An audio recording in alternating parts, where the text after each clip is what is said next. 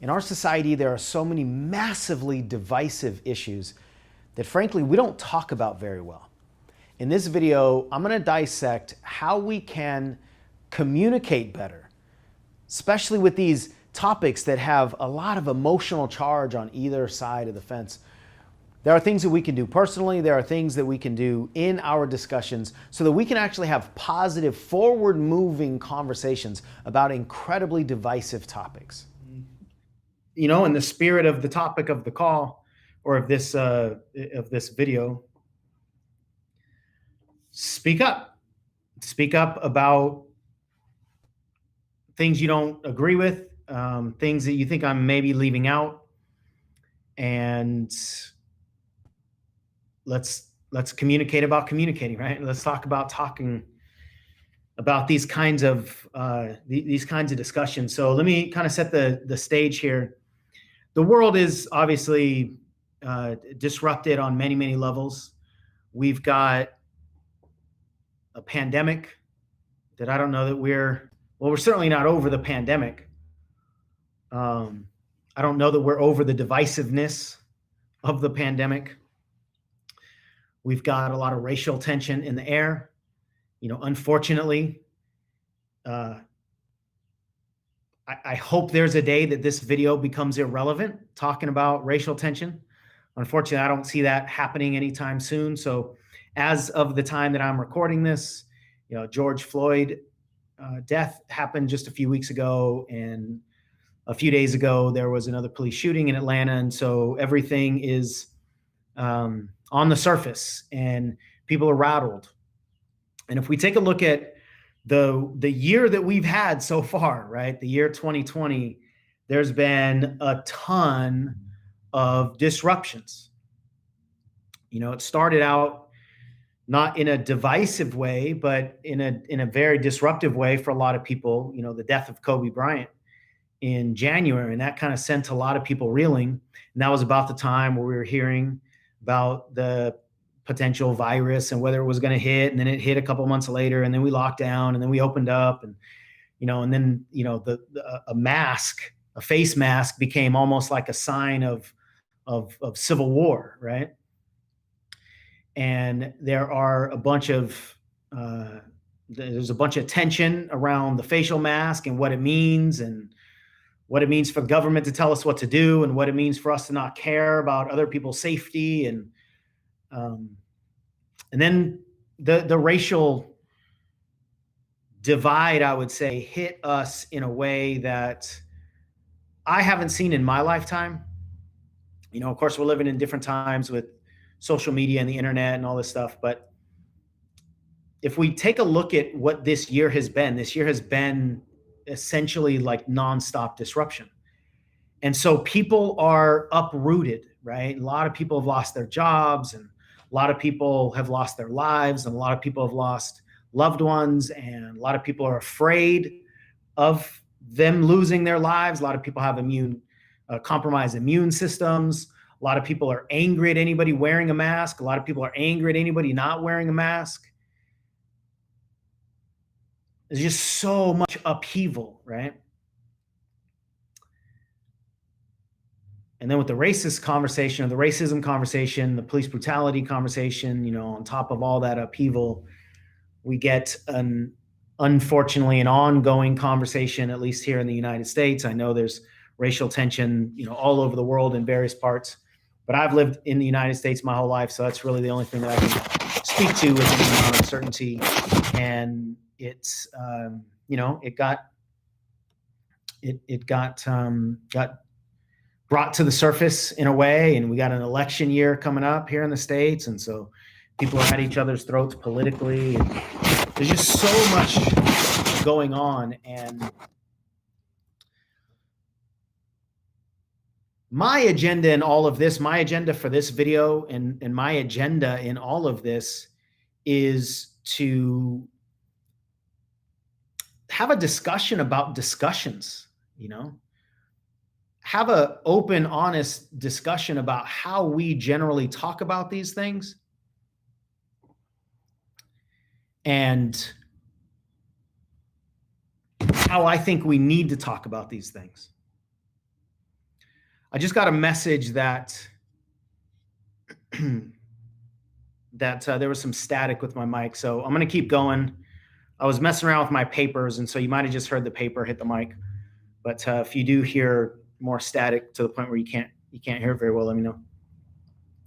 So my agenda is really in communication, and I've been studying communication for a long time. I've been in the world of personal development for a long time, and one of the main things that we talk about all the time, whether it's how to be a coach, how to facilitate or mediate relationship conversations, or really anything that involves two or more people, communication is going to be critical.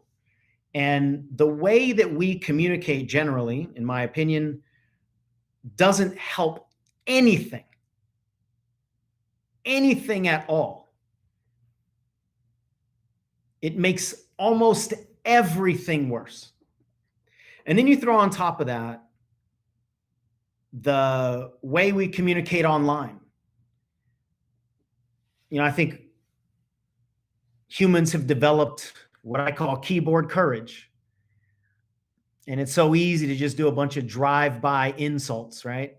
Or surf-by insults on the computer and just say vile, vile things to each other. Attack relentlessly, which just creates such an energy of like tribalistic conflict. And I think it's a de-evolution of human communication, the way that so many of us communicate online. Now, I don't think all people communicate that way, and I actually don't think most people communicate that way, but I think the loudest voices communicate that way. And that's one of the reasons why a lot of people, I'll speak for myself up until recently, I didn't want to jump into that battlefield because I didn't like the way people communicated. I didn't want to say something that I cared about or open up a can of worms or say something that I actually didn't know a lot about and get attacked for being stupid or attacked for being ignorant or attacked for being, whatever the label is. And I didn't want to jump out there. So the online space of conversations is dangerous to a lot of people. And I don't see it changing on its own. It's not just going to be like, oh, okay, we've been at each other's throats for 20 years online. All right, well, how about we just stop doing that, right? It'd be nice. But the level of animosity that just keeps getting increased more and more and more is creating more of a divide. It's creating more separation. It's creating more fears. It's creating more hatred. It's creating so much more division that I think is sad, and it's not going to get us anywhere. So as I said, I've been in personal development for a long, long time. I really care a lot about communication.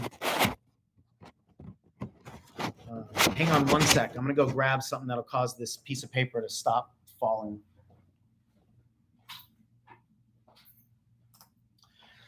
So I care a lot about communication. I care about connection.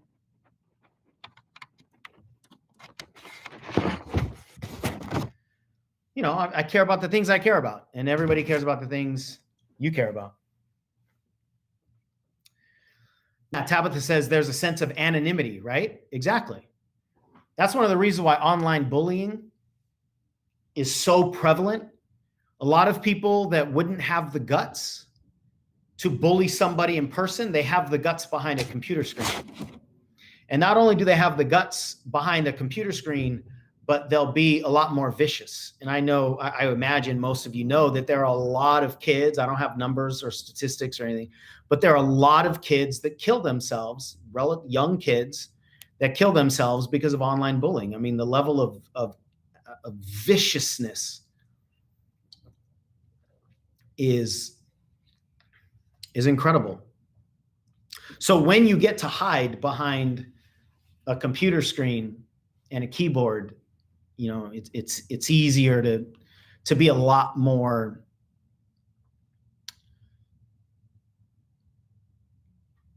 evil. I was trying to find the right word, but and there's a dehumanization that happens as well. Because if I don't really need to see you, like right now, I don't see any of you. You see my video. If you're looking at my video, you see my face, you see me moving and stuff, but I don't see any of you. I mean, I see like little tiny avatars and I see names, right? I don't see a human. And so it's really easy to miss the human connection, especially when we do all this stuff online. But online is not what has created this. Online has just exaggerated it, right? Humans have been at each other's throats since humans have been walking the earth. So that's not anything new. It's just that we can do it faster than ever before. You know, we have weapons of mass attack than ever before. And social media is a battlefield for so many of us. So what I want to do is open up a discussion about what I think is critical in terms of communications. You know, we'll talk about some concepts. I'll teach you some things I've learned, and please teach me some things you've learned or disagree if you don't, agree with some of the stuff I had to say. But everything I share is coming from a place of, obviously, in my opinion, in my perspective, it's coming from a place of connection and moving forward. So how can we create that inside of our relationship? So the first thing I think we need to understand is that we all are biased. We're all prejudiced. You know, it's nice to be able to say, I'm not prejudiced. I don't see color. I treat everybody like I want to be treated. And you can hide behind religion and you can hide behind whatever. It's impossible to not be prejudiced. It's impossible. The reason it's impossible is because you have a human brain that works on prejudice. Now, we tend to think a lot of times that prejudice is only racial prejudice. It's not. It's prejudging. That's what it is. It's prejudging. The brain prejudges constantly. 24 hours of the day we are in judgment because that's what our brain does. So don't pretend that you don't have prejudice. You have prejudice. Whether you're aware of it or not, it's impossible for the human not to. If you didn't have prejudice, you wouldn't last the next 24 hours in your life. You have to prejudge things that are safe and things that are dangerous and things that you want and things that you want to stay away from. You have to prejudge. It's what the brain does. And a lot of the things that we prejudge about are beyond our conscious control or our conscious awareness. We have prejudices that we picked up when we were tiny kids. And we didn't intentionally go, you know what, I'm going to be prejudiced toward people that look like that. But you might have learned that. You might have learned it from your parents. You might have learned it from something that you watched on TV or something that you saw in real life. But we all have prejudices and we all have biases based on our prejudices and based on our agendas and based on all the things that make us human.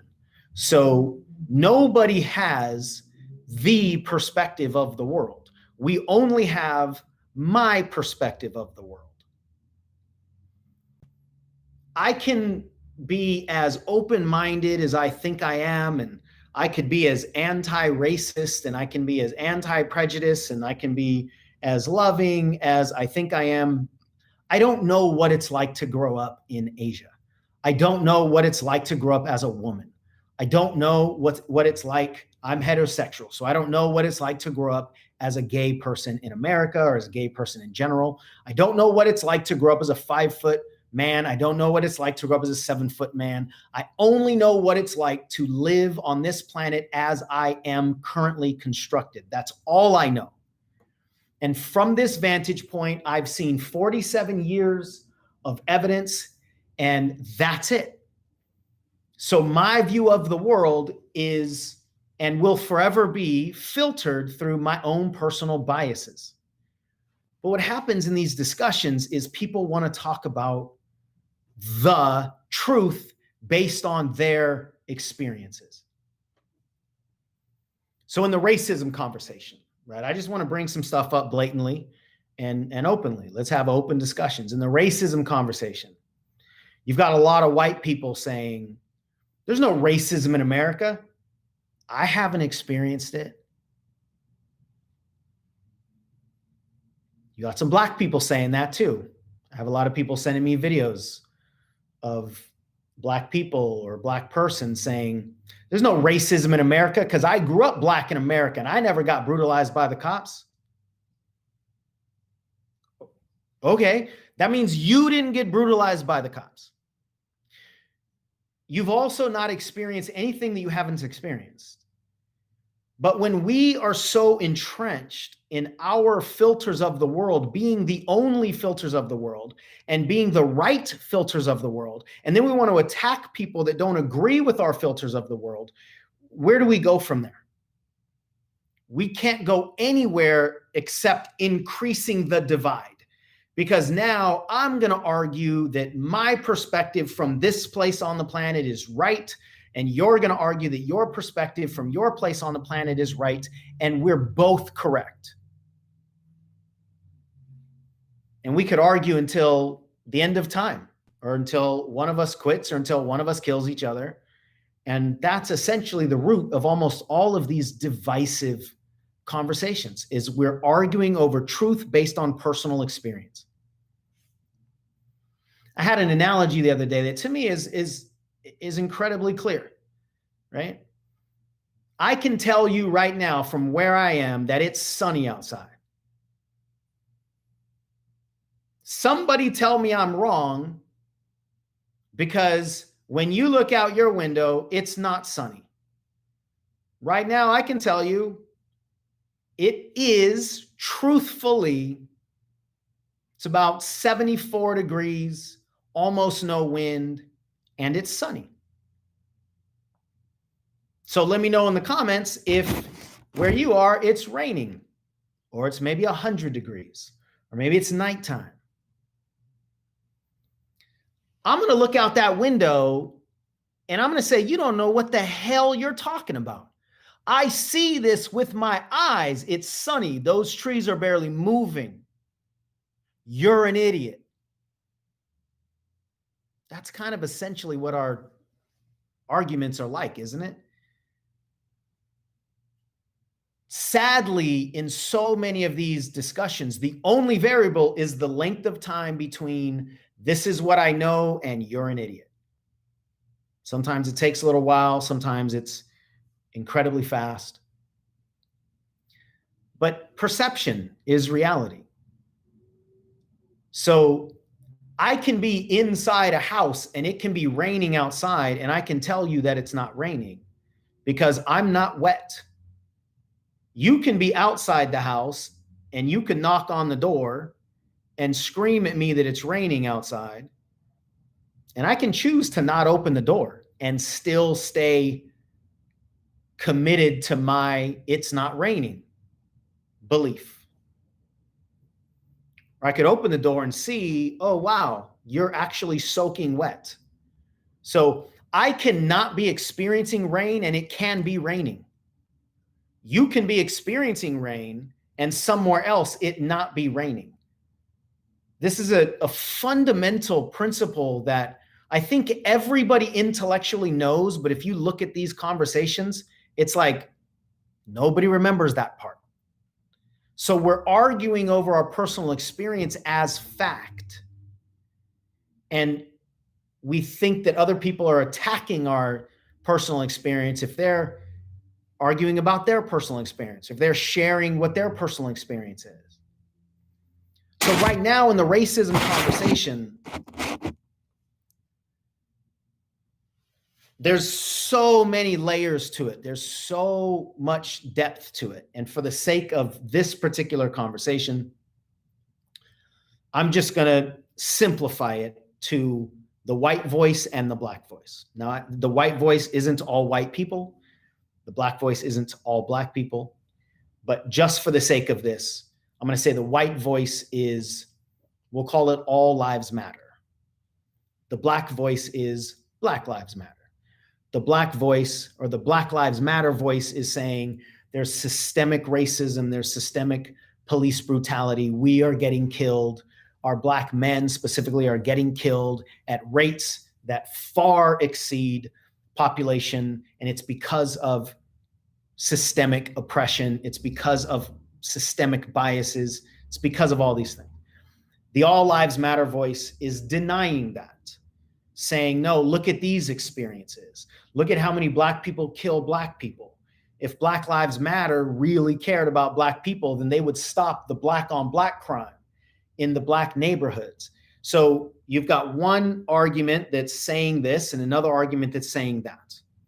And I'm not trying to be insensitive in any way. I'm not trying to be demeaning. I'm not trying to trivialize anything. I'm just trying to have a clear distinction so that I can talk about these two sides. And this is going to apply to pretty much anything that's divisive, right? I'm just using this as an experience.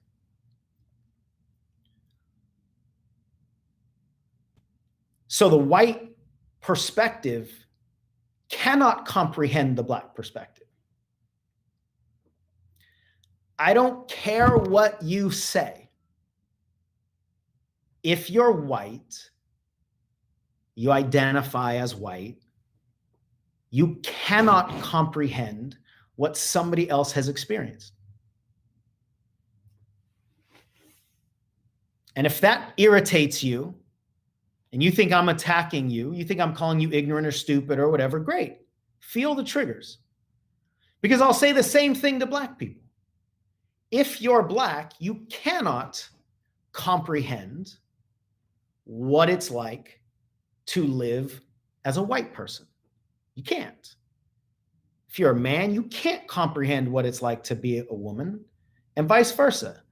So if I, as a man, was going to tell you as a woman that you should just suck it up and quit complaining about childbirth, it doesn't hurt that bad. I got kicked in the balls one time. That's what hurts. Where's that going to go?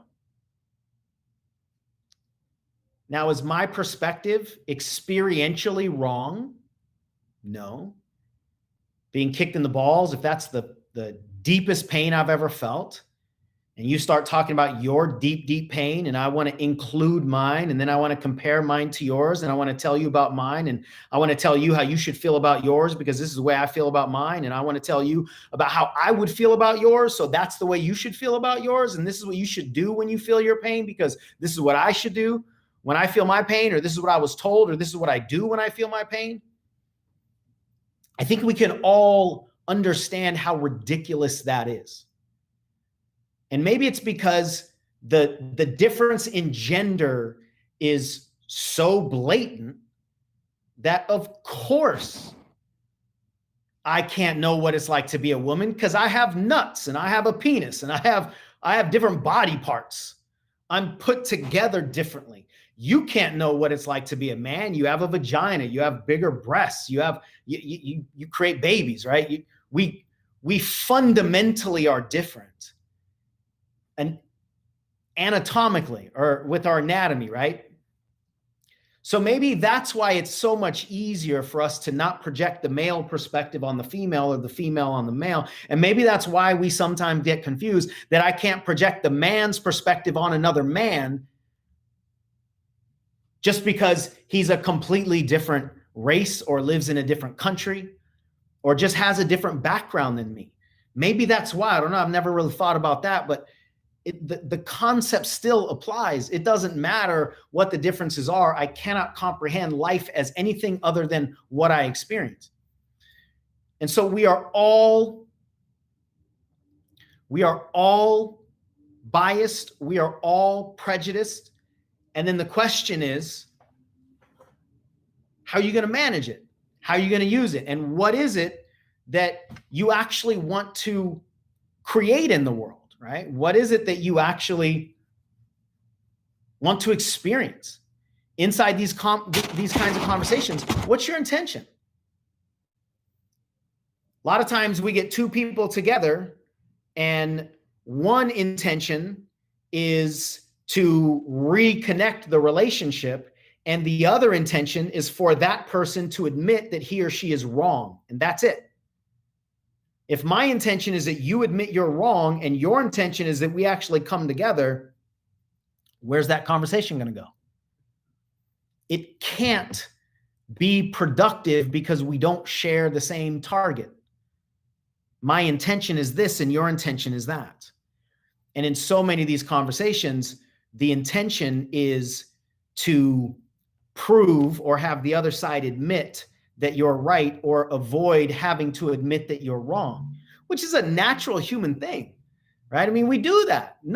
Nobody likes to admit they're wrong. I'll amend that. Most people don't like to admit they're wrong. I've actually met some people and they seek out being wrong because they see that as an opportunity to improve. But for the most part, I would say most people don't like being called wrong and don't like admitting that we're wrong.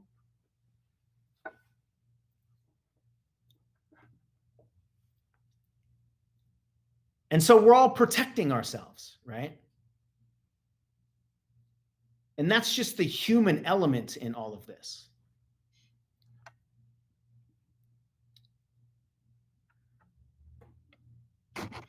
I want to be somewhat co-creative here and look at some of the comments before I go on with what I have. So a lot of you are telling me you don't have balls to kick. Okay, cool. I appreciate that.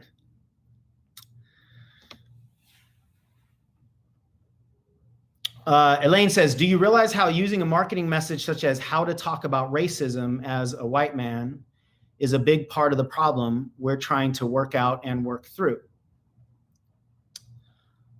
No, I don't know how that's a problem.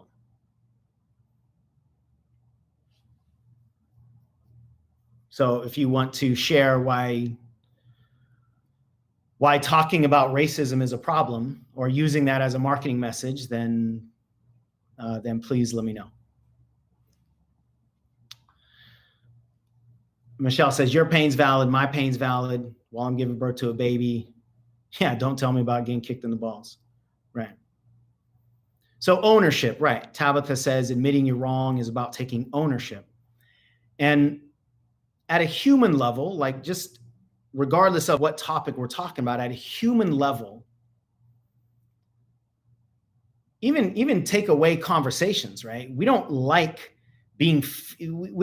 feeling like we're wrong. We don't like feeling like we failed. We don't like feeling different. We don't like that. And part of that is actually at a deep biological level, right?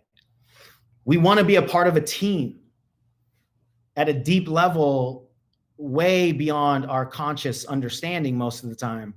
If we're not part of a team, that means we're vulnerable. That means we're not protected. And once upon a time when we were really young, if we were abandoned, we could literally die because we couldn't take care of ourselves. So we've got these normal human drivers at a deep level, and then we've got this programming, and then we've got the experiences and all the things that I'm talking about. And we just have to understand that there are so many of these ingredients in the recipe called human, right? Elaine says, how long have you been talking about racism? 40 years. How long have I been talking about it publicly? Not as long. I don't know, a few weeks. I mean, a few weeks with this level of social media and you know, so openly. I've been talking about racism for years behind the scenes. So wherever you're going with that, continue, be my guest. So the key point here to start out with is that we all have our own filters. We all have our own masks. We all have our own biases and prejudices and wanting to, you know, be liked and not wanting to die, and we've got all these things, and then we collide with each other, and then we argue about whose perspective is right or wrong.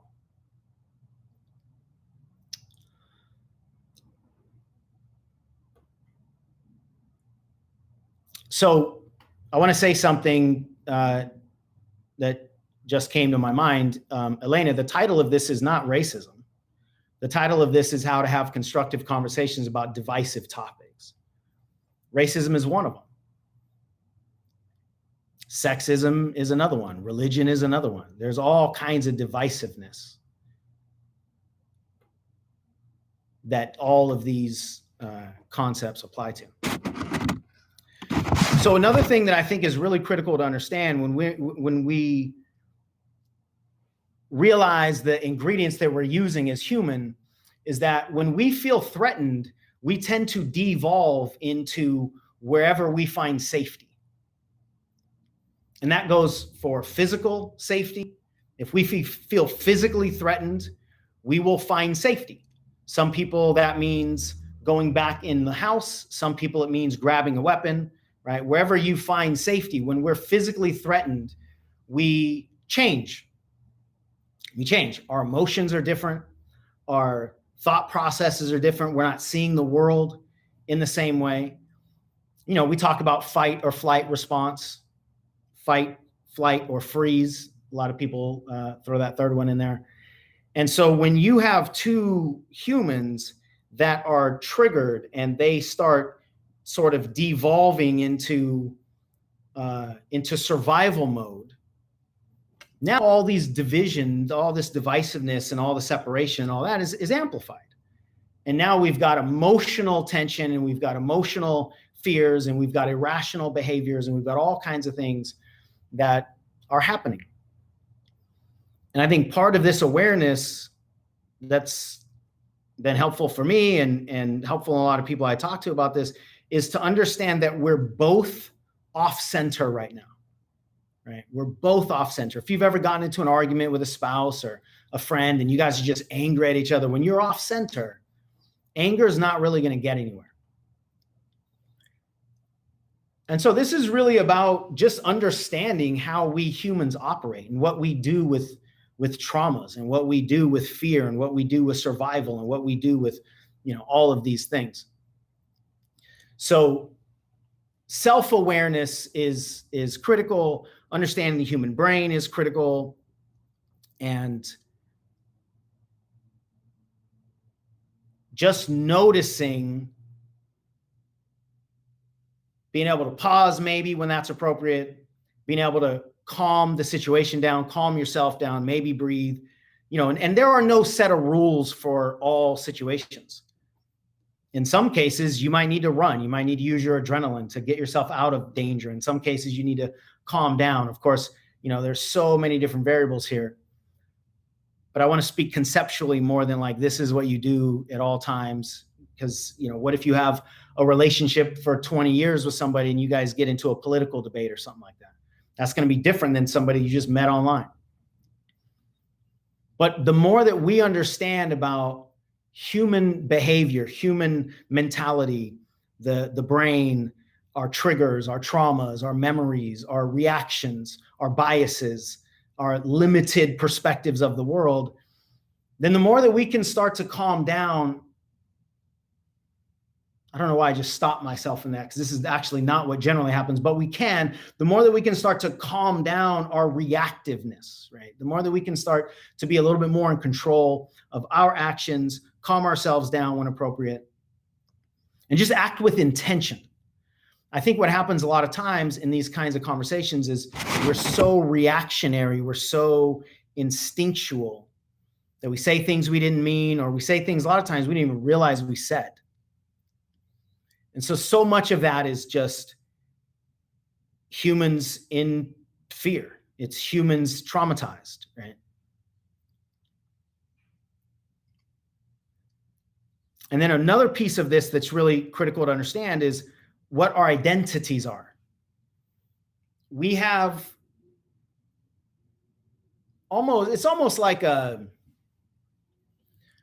it's almost like a biological commitment. I mean, it feels like it's that level of commitment to a lot of us to prove our identities true and to preserve our identities. So your identity might be strong, your identity might be weak, your identity might be passive, your identity might be aggressive. We got identities about being men, women, we have cultural identities, racial identities, religious identities. And an identity is who we think we are. Now, I would say most identities, especially ones that get us in trouble, well, the ones that make life harder, maybe, the ones that don't really serve us, whether it's happiness or whatever, those identities, the majority of those identities are learned. They're actually not who we are. They are who we've been taught we are, or who we have decided we are. So they're constructed identities. And when our constructed identities are threatened, the behavior actually becomes more irrational in my experience, because we're protecting something that's actually not true. It's not rooted, right? It's not who we actually are. It's who we think we are. So the attack or the defense becomes more irrational with constructed identities. And the answer in so many of these things is just like settle in and be centered and actually go to that place of knowing who you really are and becoming who you want to be and becoming the essence. And that's how we can find more stability.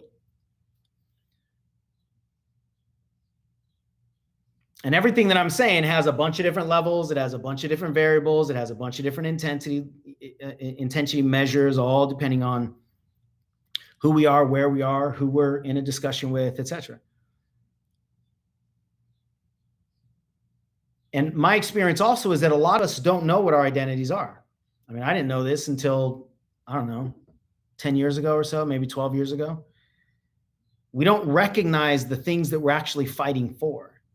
And so if we don't recognize the things that we're protecting against and the things that we're fighting for, then it's really difficult to be intentional in our actions and understanding why we're triggered, or understanding why we have certain desires, or understanding the emotions that are popping up, because we don't know. Like, so many of us are uneducated about ourselves.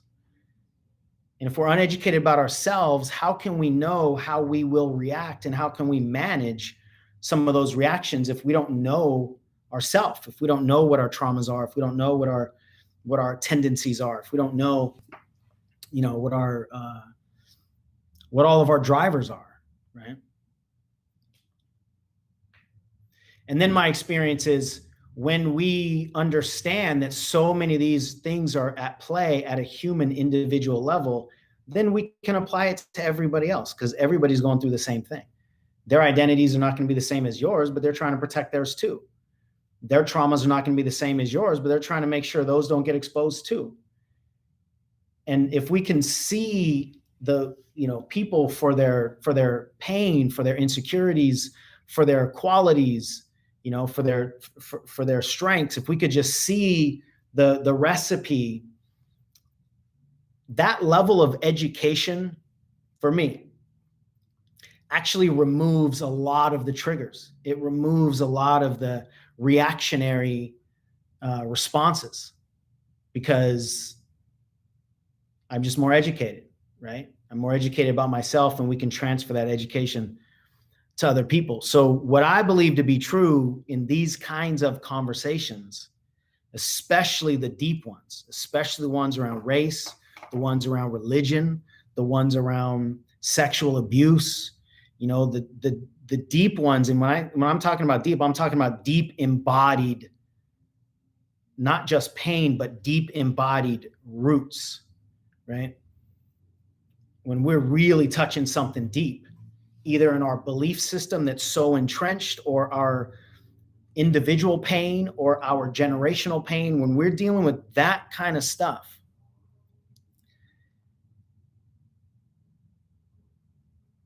the more, I lost my train of thought there for a second. The more amplified all of this is, right? Haven't been checking the comments. Let me check in some of the comments. Divisive topics cannot be progressive with deflection. Yes, I'll talk about that. Yeah, I'm going to get into like, how we do things and why we do things and some of the like the actual elements of the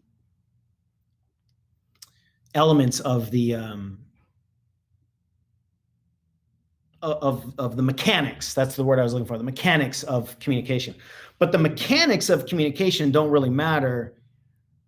Like if we just remember rules of how to communicate, but we don't understand all these things that I'm talking about right now at a foundational level, then the mechanics are highly unproductive. That's not even the word. They're almost incompetent. They're impotent. The skills are impotent when the understanding is not there, right? And when the understanding is not there and the skills are not there, well, then you just have humans that are just at each other's throat, and let's just hope they don't kill each other, right? So let's actually move into some of the mechanics. Adria says, I'm kind of fed up of being nice. I get it, to my level of getting it. And I know I can't get it to your level of getting it, whatever your experiences are and whatever communication you've been in over the course of your life. As I said a moment ago, I've been in this conversation specifically about racism and pretty provoking conversations for just a few weeks. And it's exhausting. It's exhausting. But one of the big lessons I've learned in this is that I can just turn it off.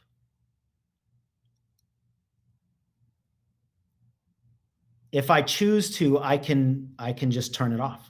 I can delete my posts. I can not go on Facebook. I can turn the TV off and not experience it.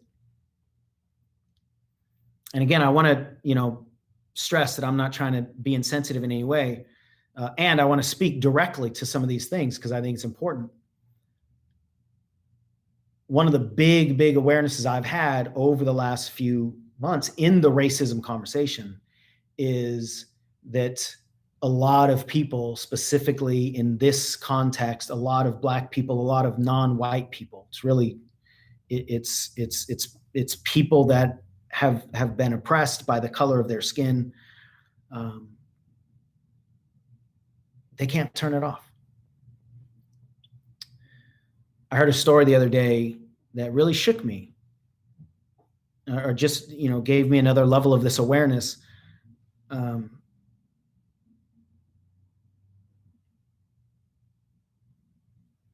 Actually, I don't have permission to tell that story, so I'm not going to tell it. I'm not going to tell it with the details. But it was about wearing a certain kind of clothing.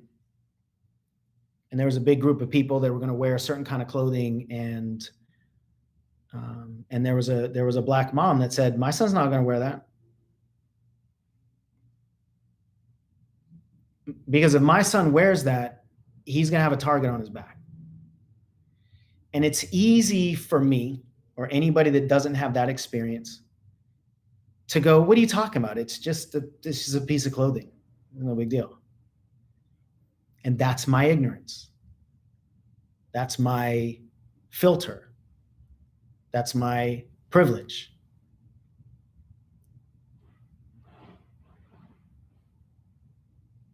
So if we're open to being educated, the things that we're going to learn about ourselves and about other people are going to be mind-blowing. And of course, if we're not open to being educated, then none of this matters. But I probably would have, or this conversation or me, you would have pissed off a long time ago, so we would still be here anyway.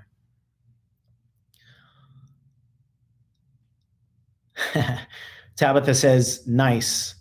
Here's another one. Nothing in me cares enough." Yeah. I don't want to beat around the bush anymore.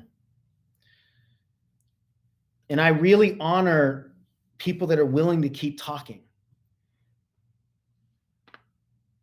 It's not easy for humans to continue to lean into the fire, whatever the fire is, whether it's a low-level fear of making phone calls or it's a deep, deep survival fear of maybe being killed.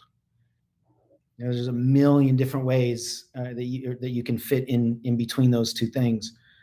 But humans don't tend to like to lean into the fire unless there's a reason, that's big enough than the fire. And so, I honor everyone that's continuing to discuss, because that's what we need. And I would rather actually that we discuss and get angry at each other than we don't discuss. Because at least if we're discussing and getting angry at each other, then we're discussing and stuff is coming out. And there's at least the opportunity to learn. Maybe a lot of people are choosing not to learn, but there's an opportunity to learn. And I think there's a difference between natural ignorance that we all have. I'm ignorant of everything that I haven't experienced. I'm ignorant of being Black in America. I'm ignorant of being a woman. I'm ignorant of being 50 years old. I'm ignorant of almost everything I'm ignorant of, right? I'm ignorant of 99.999% of possibilities. I only have experience in my one little area.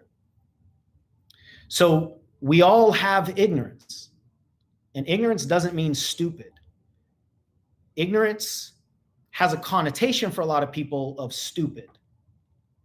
Don't be ignorant means don't be dumb, don't be stupid. That's not what the word means. The word means not knowing. So we're all naturally ignorant about a lot of stuff. But a lot of us are willfully ignorant about a lot of stuff. And one of the things that discussion reveals is the people that are willfully ignorant and the people that are naturally ignorant but want to learn. So I want it all to come up in any kind of divisive, situation. Disruption is actually good. Let's get all the puzzle pieces out. Let's get all the emotions out. Let's get it up. And then we can discern. And I don't think we should spend very much time with people who are willfully ignorant, because their will to be ignorant or their will to be right inside their ignorance is not something that you or I are going to easily turn. I think the people who are willfully ignorant, especially the high, the extreme part of the spectrum, the people who are extreme and willfully and almost violently and sometimes actually violently ignorant, I think the only way that they are going to change is if they have a forced, against their will experience. So somebody grew up in the KKK, some white guy grew up in the KKK, he's been fed the stories of how Black people are savages and how Black people are dangerous and how white people are losing their stake in America and how you got to do this, you got to do that. That child can be naturally ignorant. And then that child can turn into willful ignorance. And then maybe one day in some way, shape, or form, he's forced into a situation where he actually has to be face-to-face with a Black person. And then maybe over the course of time, the willful ignorance will give way to the humanity or to the new education. And then that's going to erode away at the willful ignorance. I think that's probably the only way that willful ignorance will be changed. Or maybe somebody, as they age, they mature and they start to think about things differently or whatever. But my point is, willful ignorance is, I'm going to say never. I probably don't mean actually never, but I'm just going to use never. Never going to change inside of a conversation. Not that level of willful ignorance. And it certainly isn't going to change in a social media conversation. Right? So for us to be able to discern and go, oh, okay, this is worth my time or this is not worth my time, and you get to decide what's worth your time or not. I'm not going to say don't engage with willfully ignorant people, but know what you're getting into. That if that's what you want to do, that's totally fine. If that's your intention, awesome. Maybe you were once willfully ignorant and your goal is to flip some people like you were flipped. Awesome. If that's your goal, that's your goal. Just understand what kind of human you're dealing with here, right? But there are a lot of people on both sides of every debate that are quiet, but they're interested. And they're just afraid of taking the hits. They're afraid of the arrows. They're afraid of the dangerous conversations, right? So let's move into some of these mechanics, what I think are some of the mechanics of communicating. Number one, there's a concept that we teach in coaching called agreement frames. And an agreement frame is essentially, let's agree on something. Let's agree on what's the intention here. I said earlier, if you and I don't have the same intention, we probably shouldn't continue the conversation, because I don't know how we're going to get anywhere if you have an intention that doesn't match my intention. We also need to agree on definitions. This is a big one right now. It's a big one all the time, but racism does not have an agreed upon definition. White privilege does not have an agreed upon definition. White fragility, justice, brutality, systemic, oppression, racist. They don't have agreed upon definitions. Now, I'm not saying that they don't have actual definitions. I'm just saying they don't have agreed upon definitions.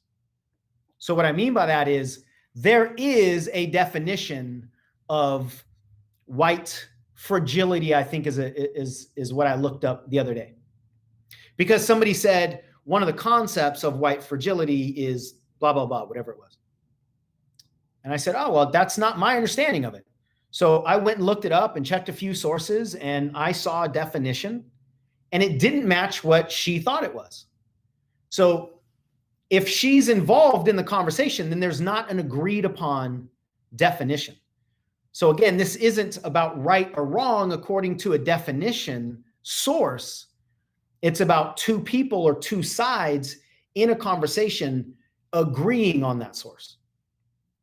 And so if you want to have a productive conversation, and you know you're going to be using some of these nebulous terms, and most emotionally charged terms are nebulous, meaning they don't have agreed upon definitions. Especially if we're talking about divisive sides where one person has a certain perspective of life and another person has the other. You will hardly ever find a universal nebulous term. Universal is like justice, freedom, law and order, systemic. Those are universalized terms because we're talking about big concepts here. It's very rare that a universalized term is agreed upon from the opposite sides of the fence, right? Because they're both looking up at something different and experiencing it through their worldview. And so justice to somebody means different things than justice to somebody else. So if you want to have a potential forward-moving conversation, one of the best things you can do is say, okay, what does racism mean to you? What does supremacy mean to you? What does racist mean to you? And the power in this is you start with commonality. Now, of course, at any time, anybody can say you're full of it and call you a name and leave, right? So I'm not saying that when you invite people to agree on a definition that they'll actually do it. I can't tell you how many unanswered questions I have right now out in Facebook's Ethernet, or not Ethernet, but in the interwebs of Facebook, how many people have not answered my questions of what does this mean to you, or what's your definition of that? And what I find is the reason they don't is because they can't answer it, or they won't like their answer. And when people are dodgy, they don't like to be nailed down. But that's one of the ways that you can decipher. That's one of the ways you can discern. Okay, this is willful ignorance, because they're not even willing to tell me what their definition is so that I can tell them what my definition is, and we can discuss something that we both agree upon. So if we start with commonality, then we're not immediately and emotionally at each other's throats and defending our own identities and all the things that I've been talking about, right? Blossom Burn asks a really good question. Do you offer your definition first? I would say most of the time I do. Not like 95% most of the time. I'm just like filtering through some of the conversations I've had recently. But most of the time I do, and I would say that's probably best. I would say the times, I'm so glad you asked that, because I'll be so much more aware of that. And I can't think of a time right now where I shouldn't offer my definition first. But there's been times when somebody says, there's no racism in America, let's say, and I'll say, well, what's your definition of racism in America? So if they throw out the term, then I'll ask for the definition. I don't know. I'll play with that. That's yeah, it does signal ownership, and it signals going first. I'm willing, right? And if we want to take control of these conversations and make them as productive as possible, then us going first is generally going to be the right way to go. I'm just thinking, like, I don't know, maybe there's a time when you want to see their definition because they've used it a bunch of times and you just want to know what you're working with or whatever. But yeah, I'd say most of the time I agree with you that it's going to be ownership. And then they'll respond, however they respond. So, and here's the thing. There's a difference between racism means versus racism means to me. Oppression is versus oppression is to me. Now, if you're citing some like scholarly definition, then just say that. Say that, cite the source. Because that's clean. So according to everything that I've seen, racism is defined as this. White fragility is defined as this. White privilege is defined as this. Or my experience of white privilege is this. Or my experience of racism is this, right? If you own it for yourself, then they really can't come back at you and argue that you're wrong about the truth because you're owning it. And you can't tell me what my experience is. I mean, you could try, but if I own it as my experience, then that's one of the ways to cut the reactionary triggers that a lot of us have based on our emotions, is we just own it as our experience, right? When you said this thing, it made me feel sad. That's different than you make me sad. If I say you make me sad, I just accused you of making me sad, and it sounds like it's intentional, and you can justifiably defend against my attack. But if I say the thing you said caused me to feel sad, I'm actually not attacking you. So the more that we can remove attacks, assuming you want forward-moving conversations, the more that we can remove our attacks, the less we will trigger defense. Not all the time. This is not 100%. Some people are just, some people have a loaded gun metaphorically and they want to fire it. Okay. But at least we can, we can discern. So yeah, I love that. Thank you for asking that question. And I do think the more that we own and the more that we go first, the better. So we agree upon intention. What do you want out of this? We agree upon definition. Excuse me.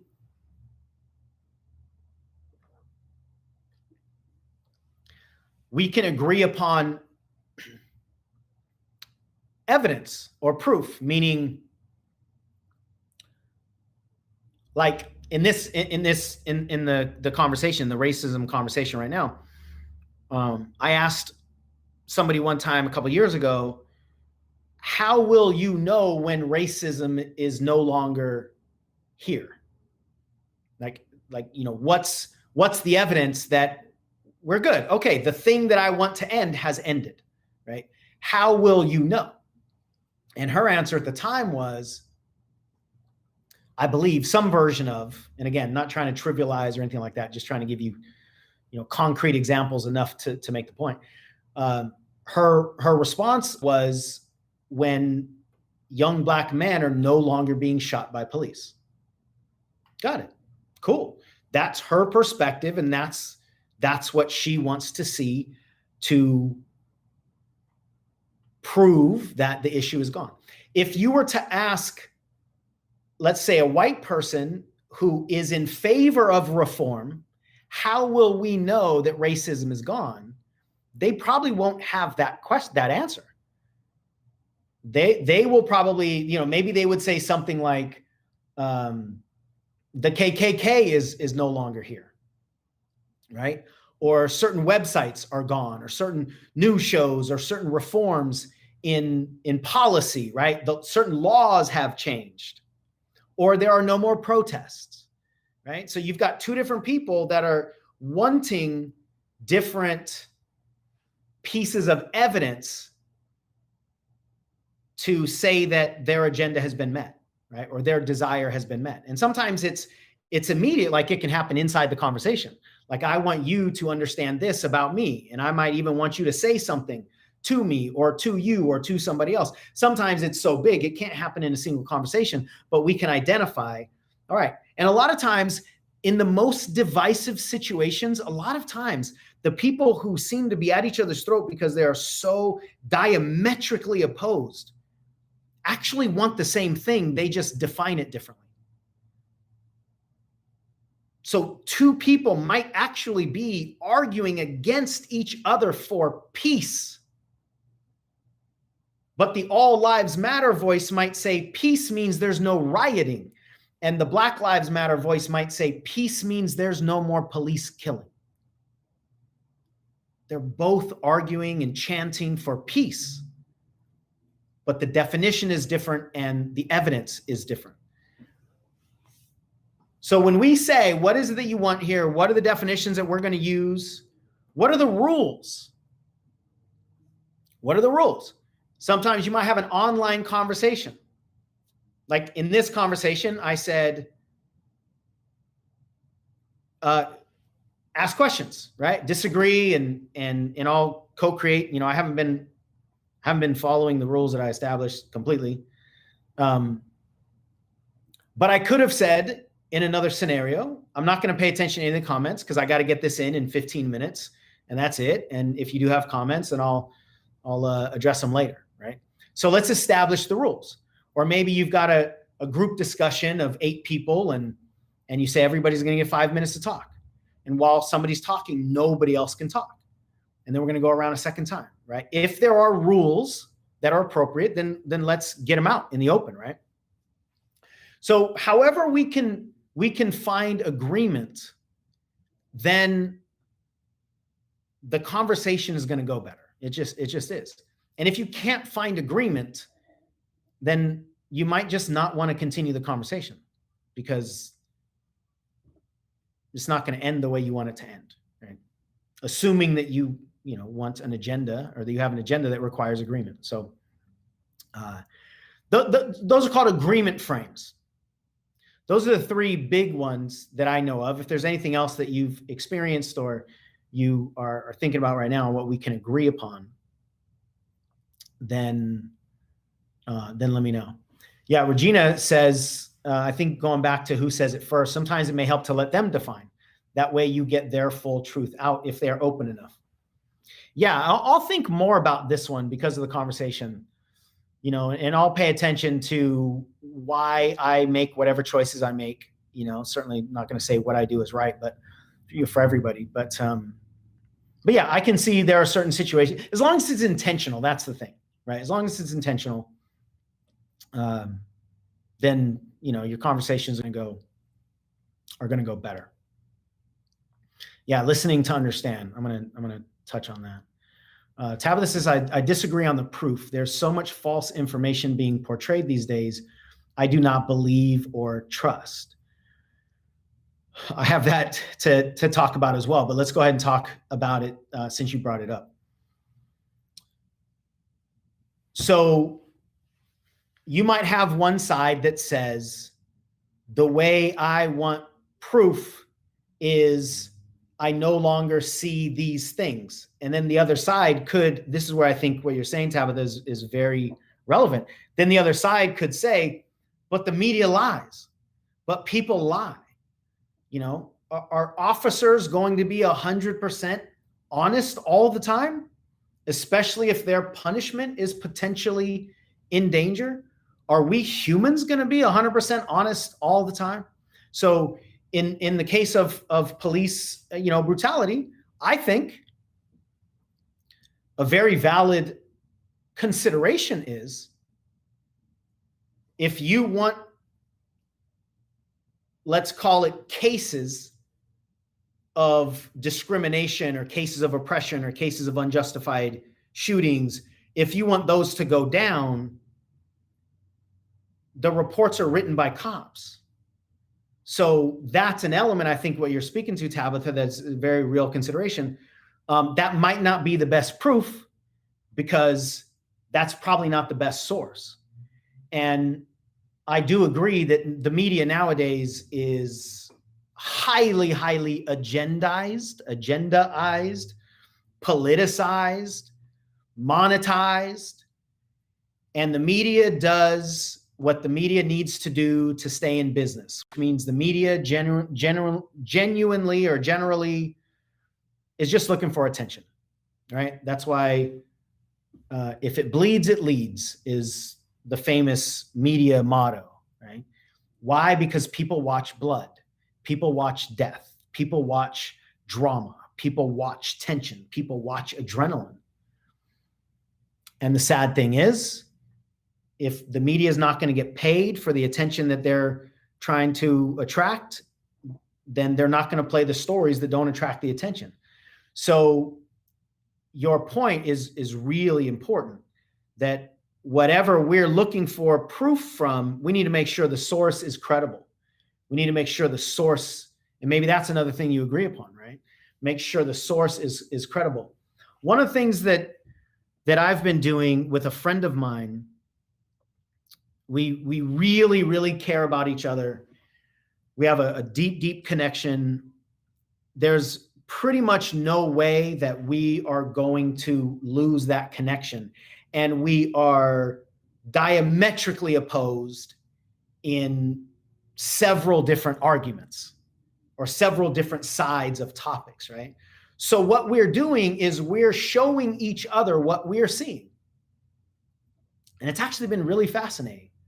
So she's showing me what she's watching and listening to. I'm showing her what I'm watching and listening to. And what we're seeing is, we don't have the same inputs, clearly. We don't have the same inputs. And what's fascinating to me is the same debates or the same agendas are actually happening on both sides. It's just that they're using different evidence, right? So like one of them is a political conversation. And she showed me a piece of evidence that said this side of the political world doctored some photos with Photoshop. And I showed her side also doctored photos with Photoshop. Okay, so now each side says, see, look at them. They're using fake pictures. They're doctoring the evidence. And both of them are actually right. But if my side is looking at the side that's doctoring the evidence and I don't realize that we're kind of doing that too, then it looks like they're the only ones that are not playing fair. So it's actually been really fascinating to me to recognize that it's the same arguments both ways, just different evidence and obviously different perspectives and different agendas. And no matter what side you're on, the other side is a liar.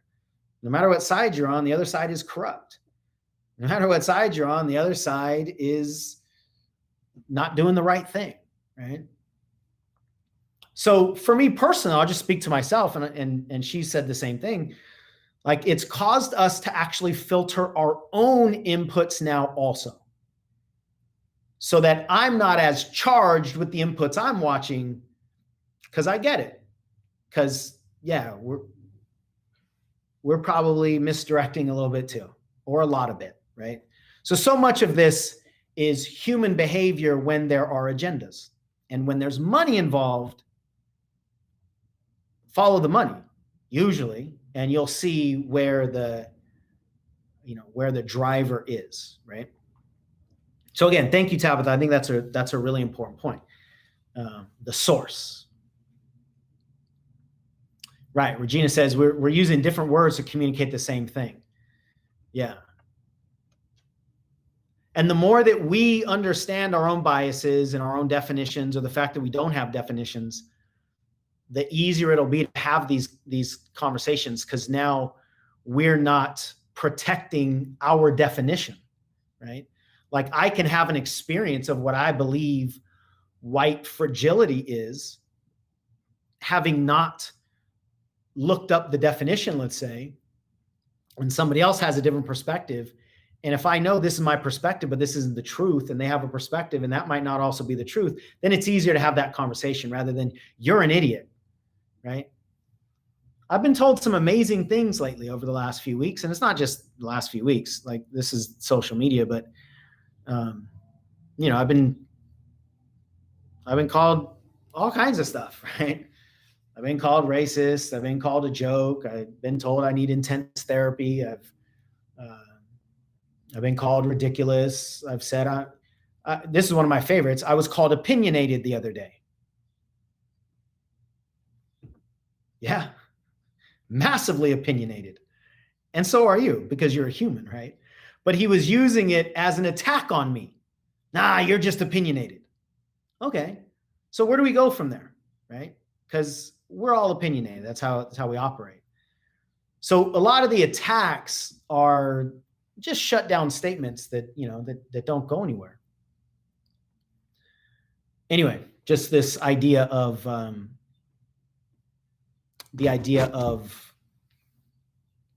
agreement frames.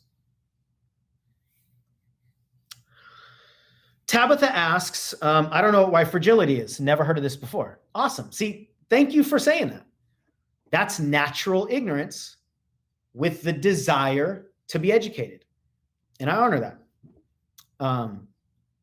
I'm not going to offer a definition just because I would be searching my phone right now for the quickest source I could find that looks credible to me, and I don't want to do that. I don't want to do something that's a disservice, or share a definition that's not widely respected or something like that. So I'm going to leave that to you. If any of you have something that you want to share, put it in the comments. That's fine. I'm not responsible for what the source that any of you put in. But the cool thing, cool might be a weird word to use, but one of the things that's happening right now is there's no limit to the amount of education. For any of you that watch Netflix, right? You open up your Netflix homepage and there's the Black Lives Matters collection. And so if you don't watch 13th, the documentary, if you don't watch When They See Us about the Central Park Five, if you don't watch these programs, if you don't read the articles or the books, or you don't listen to White Rage is a book that I recently downloaded. I haven't started that. White Fragility, I'm pretty sure, is the name of a book that I got recently. I don't know. I downloaded a few of them recently. Like, that's willful ignorance, right? If things are available and we just don't want to learn, then that's what I say it is willful ignorance. And again, that's exhausting. So let's say that we have the awareness of who we are and what our triggers are and how humans respond in all these situations of divisiveness and triggers and survival and all this stuff. And we've got some agreement frames. The most important mechanic of communication, in my opinion, is stay on point. Stay on point. Make a position, and then we can talk about the position. Stay on point. Very rarely do these highly charged conversations stay on point. And one of the things that we say, somewhat jokingly in our community is, as soon as somebody tells me my mom is ugly, I know I won the debate. Because they can't come back at the thing that I just put on the table, so all they can do is insult. So when somebody devolves into an insult, that's pretty much a concession. What they've said is, you got me, I can't answer that, or you said something that I can't defend against. I don't like that, so it's easier for you to be an asshole. It's easier for you to be stupid. It's easier for me to just drop a meme on you, right? And it's easier for me to mimic you or call you ridiculous, right? Whenever the personal insults come out, the productive debate has ended. And whoever goes to the insult first has conceded. Now, that's the cordial rules of debate, I would say. Not everybody understands that, but essentially, if we can stay on topic, we can actually have some really, really powerful discussions. Because I won't defend positions as much as I will defend identities. I won't defend opinions as much as I will defend my perception of truth.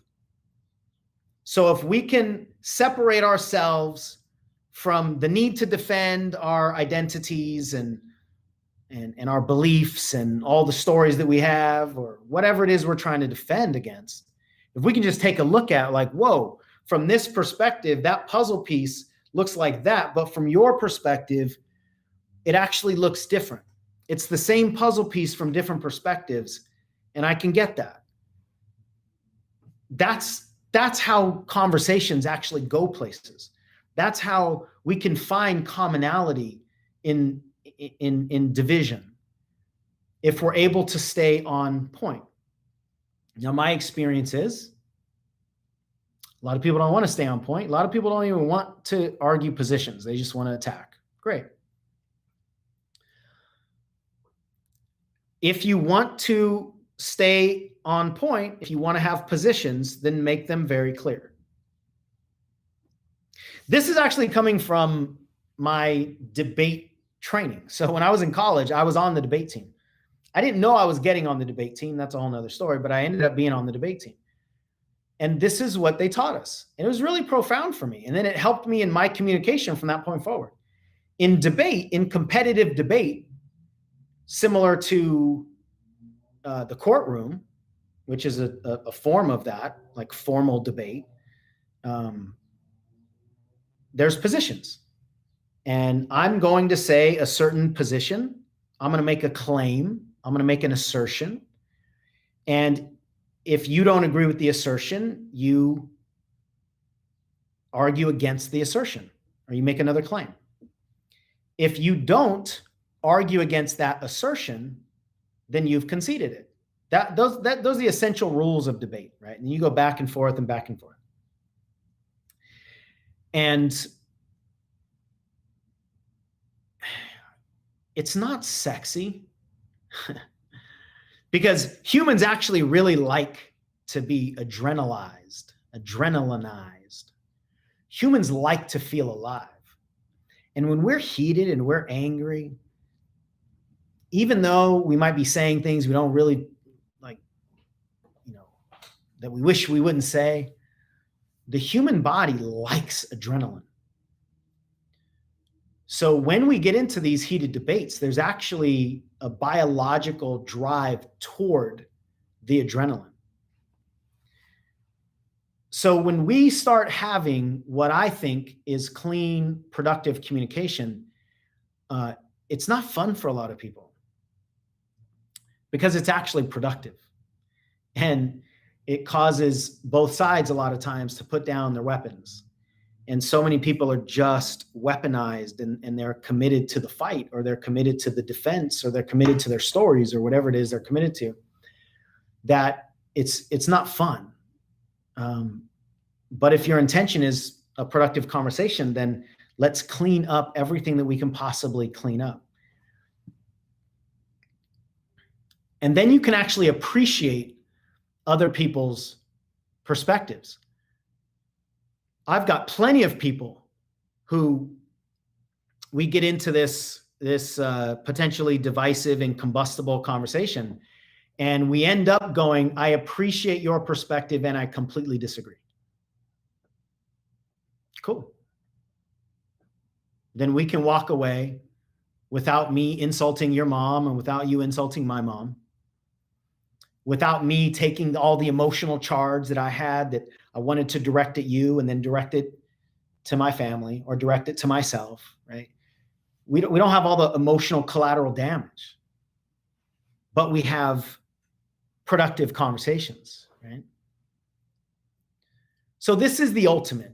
Like this would be if we could just flip the switch, this would be all the way there. And it's not easy to do that. And I was trained in debate for, 20 something years ago, and I still devolve. I know about it and I still devolve. I'll still throw an F-bomb here and there, right? I don't think I ever tell anybody, some version of your mom's ugly.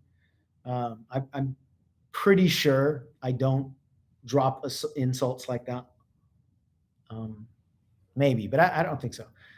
But I still get heated, right? So it's not easy to just flip a switch. But if we want productive conversations and if we want to understand ourselves, then we got to find commonality. Somebody says, Julie says, do we just end when those insults come out or try to hang in there? That depends on what your intention is in that moment. There are times when I'll do either one of those intentionally. For whatever reason, maybe I don't know, maybe my ego's involved and I want to get my point across. So I don't want to end the conversation, right? Maybe I really care about this person, or we have a relationship in some other way and I don't want to leave it like that. And then sometimes, we're just out. There's no reason to continue the conversation. So in my opinion, it all just comes down to intentionality. What's your intention? What I see a lot nowadays is so many people like getting irritated, throwing an insult, saying, you're not open. I'm not going to say what I'm going to say because you wouldn't hear it anyway, because you're a racist, or you're part of the problem, or you are blah, blah, blah, whatever fill in the blank is, right? Just some kind of, personal attack generally. And then they're like, conversation's over, bye. I think it's because we want to drop the mic, right? We want that moment. We want that moment to shut it down. We want to deliver that final blow and walk off into the sunset. I would say 9 times out of 10, that person that just said, bye, I'm leaving, just wait 5 minutes. They'll comment on something else. I don't know what it is. I haven't really thought about this until like yesterday. So maybe I'll dive into that. But it's like they want to flex, but they actually can't stop the conversation, right? They want to flex and have the mic drop moment, have the last word, right? But they actually can't because of their temptations or because of the attachments or whatever. So I personally find it kind of interesting when people end conversations with a flex. When they end conversations with, I'm done, I'm leaving, right? And I think part of that is because people want to be in control, right? I'm going to leave you before you leave me. I'm going to hurt you before you hurt me. I'm going to end this conversation before you end the conversation. Yeah, I think that's part of human behavior. But it's interesting how many times they actually come back. Anyway, so staying on point is critical. Seeking to understand, that's something that somebody said earlier. Seeking to understand. I would say a lot of times, maybe most of the time, probably most of the time in divisive conversations, people not seek, but they listen so they can attack. They're just listening for something so they can immediately attack. And that's why you see so much of this deflection and misdirection, like somebody said. Yeah, Dre says the mic didn't fall hard enough, right? Tried to drop the mic, but you're holding on to the cord. Okay. Nice moment, tough guy. So let's talk about deflection and misdirection. I think at the core of deflection and misdirection is a concession. If you say something and I can't answer the question, or I won't like my answer to the question, it's going to make me feel some kind of way, or I think I would be conceding something to you if I answer the question, and I don't want to concede anything to you, then what I'm going to do is misdirect us, right? I'm going to say, look at this over here. The reason I'm going to do that is actually because this topic, this point is uncomfortable for me. It's uncomfortable because of my emotions. It's uncomfortable because I don't think I can win it. So I'm going to pick something that's comfortable.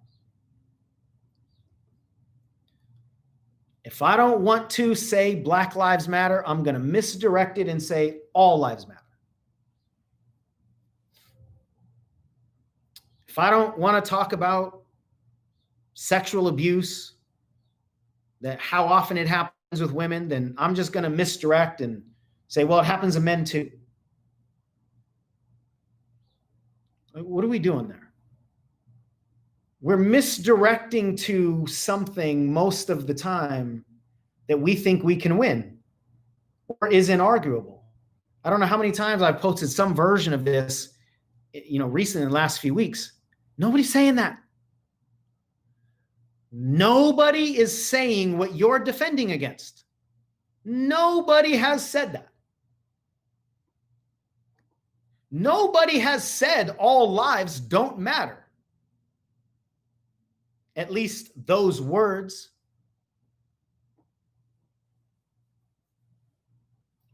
So it's a safe misdirection because nobody's actually attacking that. And where does it go from there? But in the misdirection is an invalidation of the position, of the point. And so if you don't agree with something, then you're invalidating it. And that's what essentially misdirection is. Somebody wouldn't misdirect inside of a topic that they think they can win. There's no reason to do that. Because if I think I got you, why would I let you off the hook? If I know that I'm going to win this topic right here, what am I going to do? Say, hey, let's talk about something else that I might not be able to win. No, nobody will do that. So misdirection is a concession, in my opinion, because it can't answer the question. If you don't answer the question, you're telling me you can't answer the question. If you want to move the topic, great. Do your own damn post. That's not the topic here. I can't, it just happens all the time, right? So then you have a choice. First of all, recognize if you're misdirecting, because misdirecting is a way of avoiding discomfort. If you see somebody else misdirecting and you recognize, oh, they just conceded and that's not comfortable for them, that's over here, then you get to choose. Do you want to try to bring them back? Do you want to call out the misdirection? Do you want to end the conversation? Do whatever you want. I've probably done all of those things multiple times. But misdirection is dodginess. When people don't answer questions directly, it's because they can't or they won't. They don't want to. Because answering that question won't benefit them. Why would anybody not answer something that will benefit them? So if they don't answer it, that means they know this won't benefit me, but woohoo, this will. And that's the essence of deflection and misdirection. Yeah, narcissists, masters of misdirection. Masters. And I agree. It's about hiding and deflecting from the real truth that's uncomfortable, from the threat, the perceived threat. As soon as I feel threatened, I'm going to have a temptation to remove myself from the threat. So in conversations like that, that's what deflection and misunderstanding is. And at the core of this, a lot of it is, I said earlier, people don't want to recognize or they don't want to admit that they were wrong.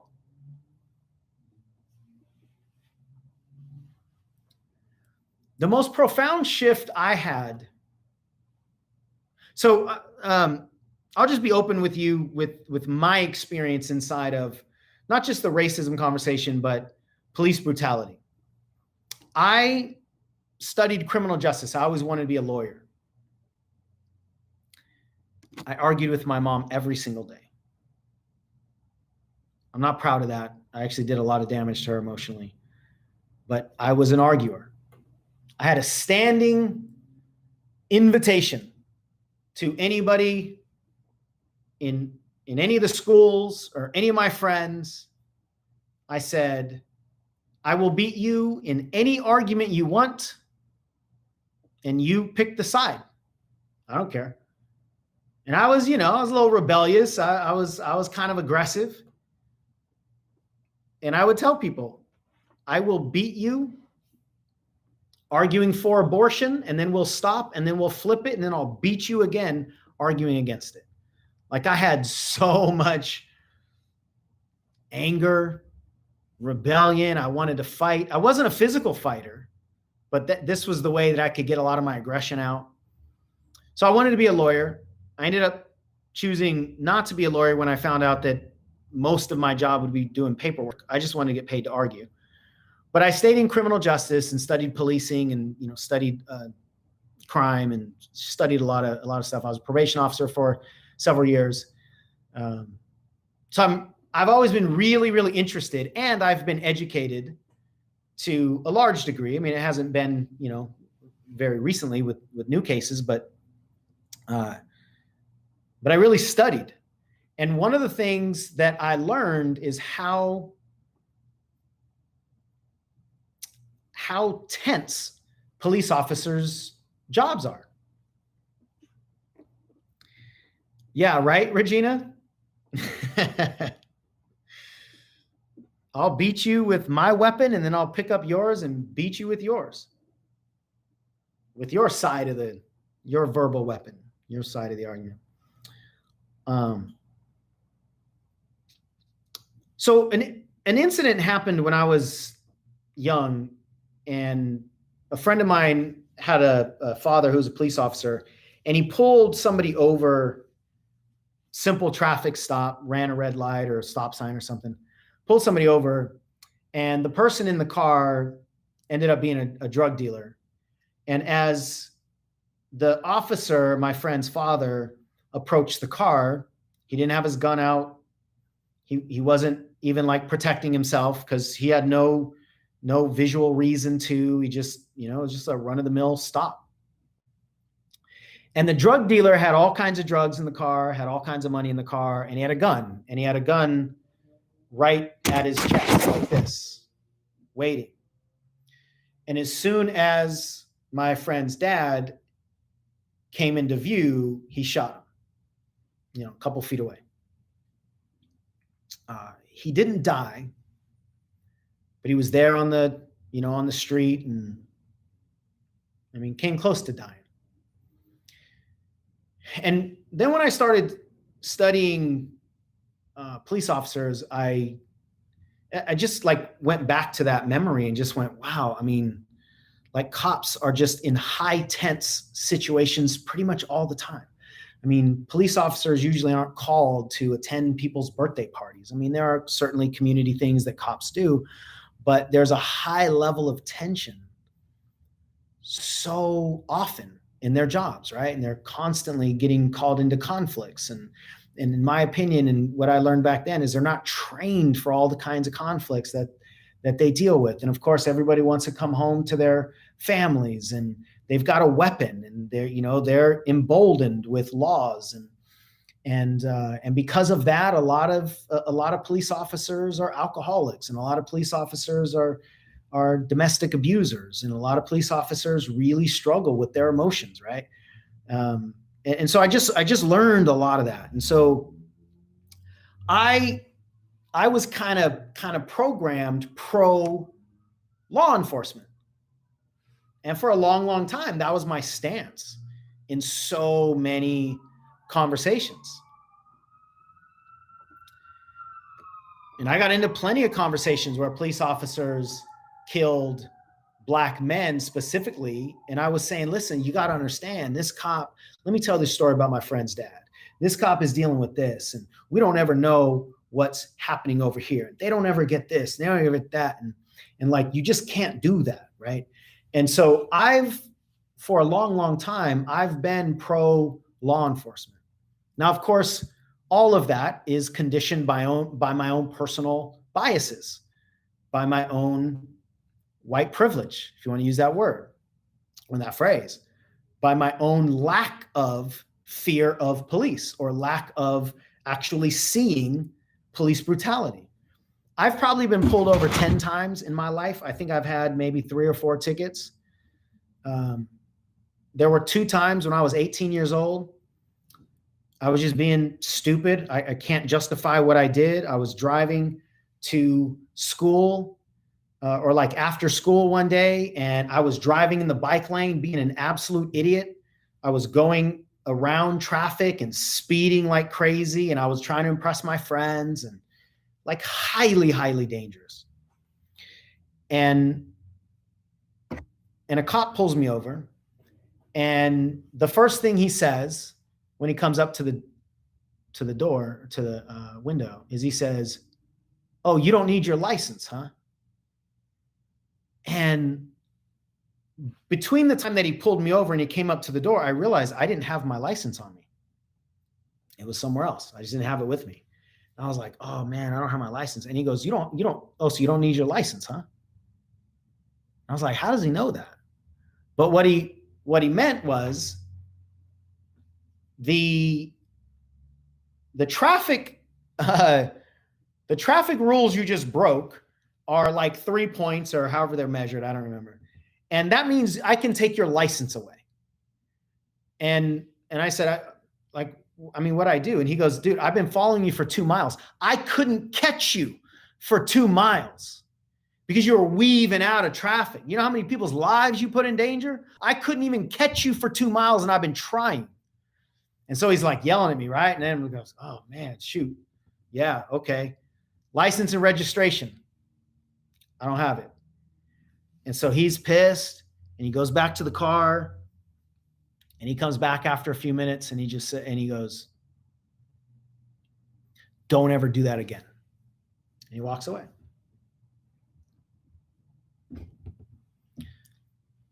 If I'm not white, probably doesn't go down that way. I don't know that for 100% certainty, but if I had to bet. The next day, I'm driving, haven't found my license yet. A cop car pulls out in front of me. I almost hit him. I slam on the brakes. I get angry. Like, what's he doing? He flips a U-turn, turns the lights on. I'm pissed. He comes up to me, and I get mad at him. Like, what did I do? Right? So like, I kind of flex on him first. And he says, you almost hit me. And I go, "You ran a red light." And he said, "You ran the red light. I was on a green, and you ran the red light, and you almost hit me." And then I couldn't do anything, right? "License and registration, please." I know I don't have it. But I lied. I said, "It's in my baseball bag in the trunk." So he said, "Fine." So I go out of the car. I open the trunk. Nobody was with me at this time. I know it's not there. So I say, "Oh man, my bag's not there. I don't know. I must have left it at baseball practice or something." Same thing. Goes back to the car. Comes back a few minutes later, pissed. Don't ever do that again. Okay, cool. So this is my experience with the officers, right? Like if you're cool with them, they'll be cool with you. Put your hands here, make sure your license and registration is easy to see, be nice with them or not. Go ahead and flex on them too when you don't have a license. That's cool too. They're good. Nothing, nothing wrong. So I didn't have any kind of personal experience with this brutality. And so I was actually against this idea of police brutality and systemic racism and all these things. And then I had a conversation with a friend of mine, a black friend of mine, and we were talking about racism, and I was denying it. I was saying, dude, there's no racism. I'm not racist. Like, you know me your whole life. I'm not racist. And he was getting frustrated, and I was getting frustrated. And he said, here's what you have to understand. He goes, I do know you. You are not consciously and intentionally racist. I know that. But he said, but you've benefited from racism. How can you not? You grew up on that side of the divide. And I know your dad, and I know, he knows my whole family. Somewhere along the line, you benefited from things I haven't benefited from. And that was the first time that I had a significant shift, because I couldn't deny that. And then later on, we were talking about something else, and a racism conversation again, same guy. And I don't remember what my position was. It was ignorant at the time. And he said, here's what you got to understand. He said, my uncle was lynched. So when I was a little kid,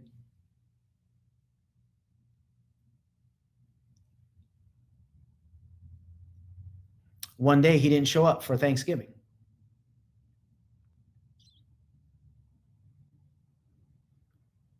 And he never came back. So what do you think we talked about at Thanksgiving? What do you think we talked about at Christmas? What do you think? Like, these are stories that I live with. You didn't live with that.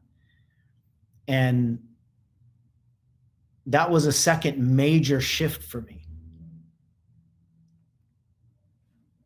And again, I'm not trying to be insensitive or trying to be trivial or anything like that. I'm just sharing my experiences. And so my point is, in sharing that, especially in this conversation of racial tension, is I just simply cannot know what that's like. I can't. I can want to know. I can want to be educated. I can recognize my biases. I can recognize my privilege. I can recognize my prejudices. I can recognize how many times I've never been arrested. I should have been arrested twice, 2 nights in a row. Never been arrested. Never, to my knowledge, have any family members have been arrested.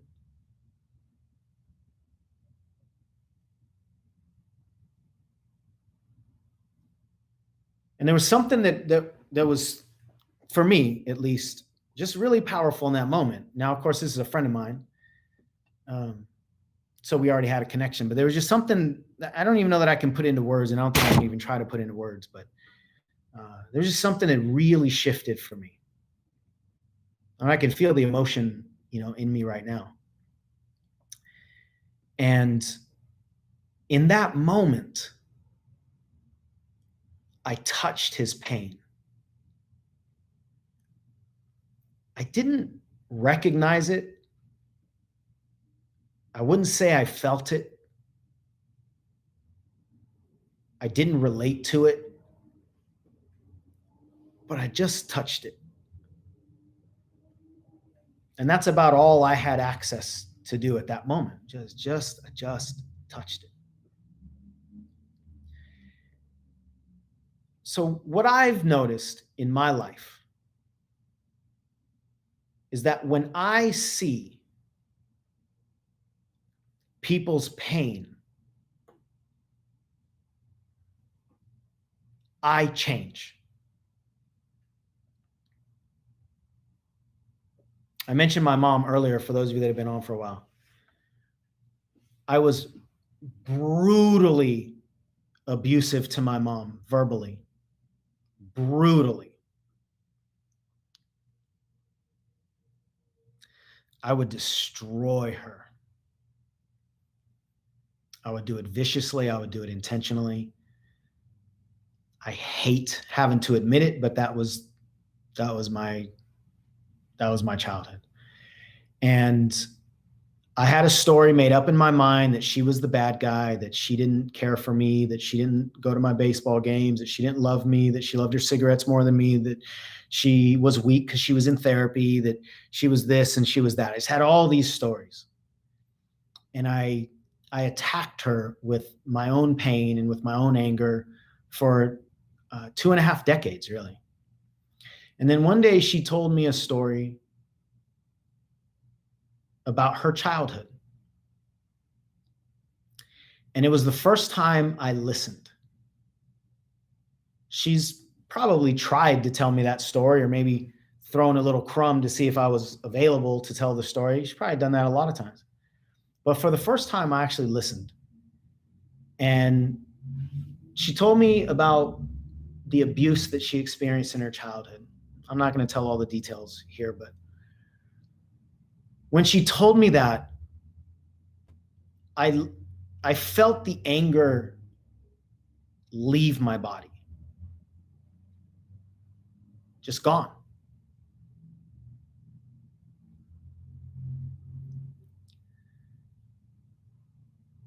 So I didn't have to resist the temptation to use it. It wasn't there anymore. And for me, it's because I touched her pain. Again, I saw her pain. For the first time, I saw my mom's pain. And I was mid-30s. For the first time, I saw her pain.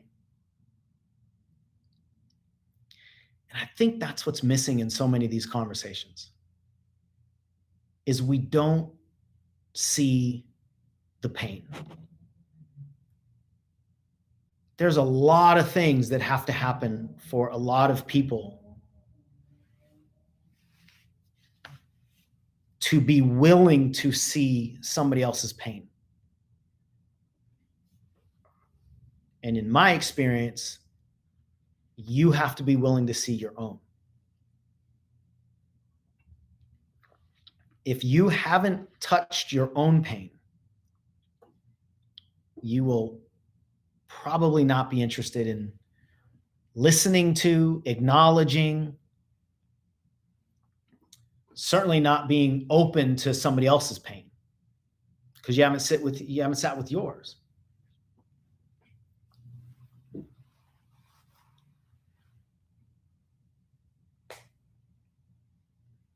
So I think I'm going to share something with you that I haven't done yet, but I really want to create a word, because we have this word namaste, right? Which I believe is the peace in me sees the peace in you. I think we need another word that means the pain in me sees the pain in you. Because if we can come together in our pain, most of all the things that we talk about being irritated around other people, or being irritated at other people for, or our inability to manage our own stuff, most of that actually just goes away. At least for that moment, when pain sees pain.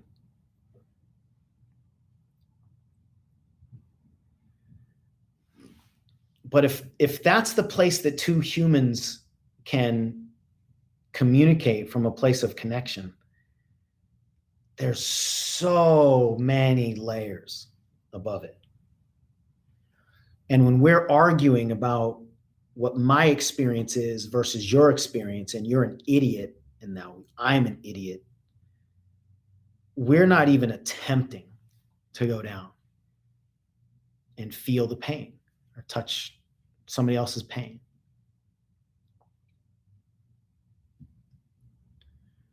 Now I'm going to take this to another level, because I think that concept is important, but I think wisdom can be applied to it.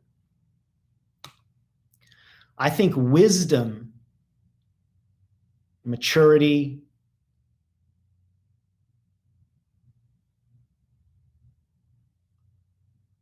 maybe sacred knowledge, right? Like we'll say sacred wisdom, knows when your pain is appropriate and when it's not. Because your pain's not always appropriate in every conversation. Sometimes what we need to do is allow the other person to be in their pain without trying to jump in and go, yeah, but I'm in pain too. And sometimes we need to recognize that the other person doesn't have that capability right now, maybe, but your pain needs to be expressed. And maybe you need to excuse yourself or protect yourself or go find somebody that will just allow yourself to experience the pain. I mean, I think the way that we use our pain as weapons and defense tools, I think that's ultimately the problem.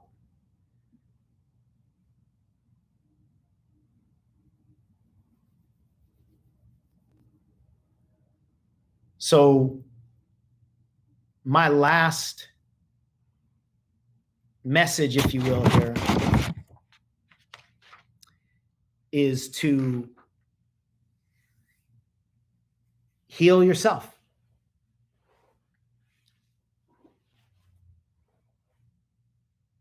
Understand your triggers. We all have traumas. It doesn't do us any good to compare traumas. Because it doesn't help us individually do anything about ours if we're comparing it to somebody else. And if the only trauma that matters is whoever has the deeper trauma, then there's only one person on the planet that gets to heal, whoever has the worst. Right? But we all have trauma. We all have micro traumas. We all have macro traumas. Most of us haven't really looked at all of our traumas.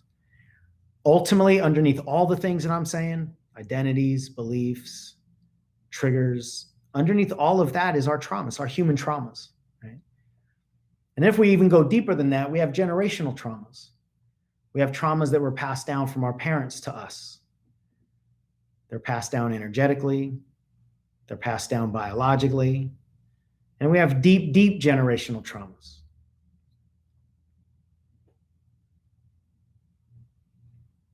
There's a slavery trauma here in this racism tension, in this racial tension. There's a slavery trauma.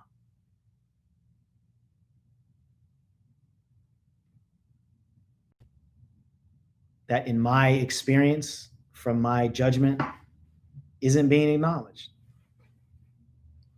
It's just easier to just go, walk it off. We changed the laws. What more do you want? So ultimately, that's the answer. And then it heals relationship, like it heals the concept of relationship. And then you can apply that to all kinds of different relationships, in business, romantic relationships, cultural relationships, the conversations that are being had right now and all the disruption. That's ultimately the answer. And when we can find more centeredness inside of us, then it's easier to communicate and do all the things that I've been talking about. It's easier to stay on position rather than attack. It's easier to not attack back when somebody attacks you, because whoever threw the first attack just conceded. It's just easier to be more intentional rather than reactional. Right? It's just easier to do all that stuff. It's easier to diffuse the situation, right? One of the things that happens in these arguments a lot is obviously people get charged. You can diffuse the situation. I wrote down a few things that I think you can use for diffusing or de-escalation techniques. Agree. Anything that you can agree with them on, agree with them on. Don't allow your ego to not do something that's going to create an outcome that you actually want, right? So if you want agreement or if you want forward movement, then do what's going to produce forward movement.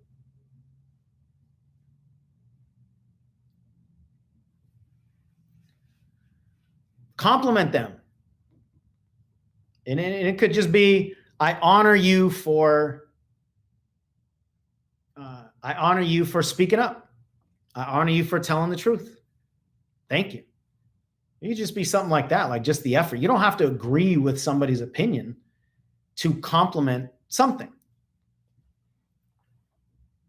And it's just, for most people, it's harder to deflect and defend when you've been complimented. So that's a tactic. You know, don't attack back. I think that's pretty self-explanatory based on the stuff that I've said. Acknowledge the various things that they're talking about. A real important one is the use of the word but and the use of the word and. When you use the word but, you just erase everything you just said. So like a lot of people in this conversation that I've heard around George Floyd's murder or George Floyd's killing, hasn't been prosecuted officially yet. I think it's a murder.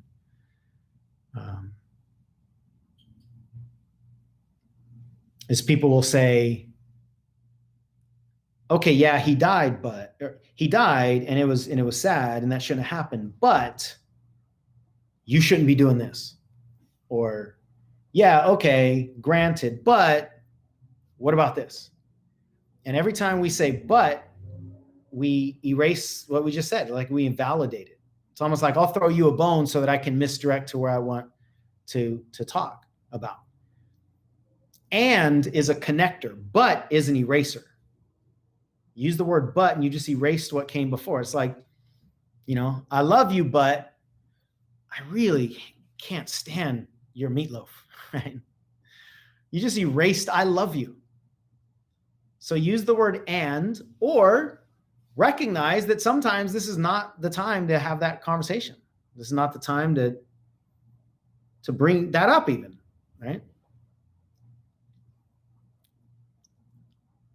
Humor whenever possible. I think that's helpful.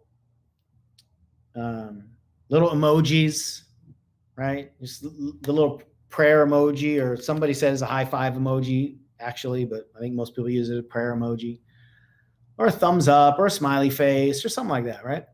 If you want the conversation to be diffused, there are things that we can do. And if you don't want to do that, then don't do it, right? That's fine too. I think there are times when people just need to express their anger. And now is not the time to have a forward moving conversation. Great, then don't do any of the stuff, right? So again, it's all about intention.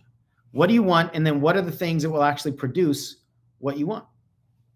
And then the last thing I would say is pause. Pause. Like don't just hit post. Read it a couple times. Maybe come back to it. Maybe go for a walk, right? Just make sure that what you say is going to be intentional and it produces, you know, what it is that you want to produce.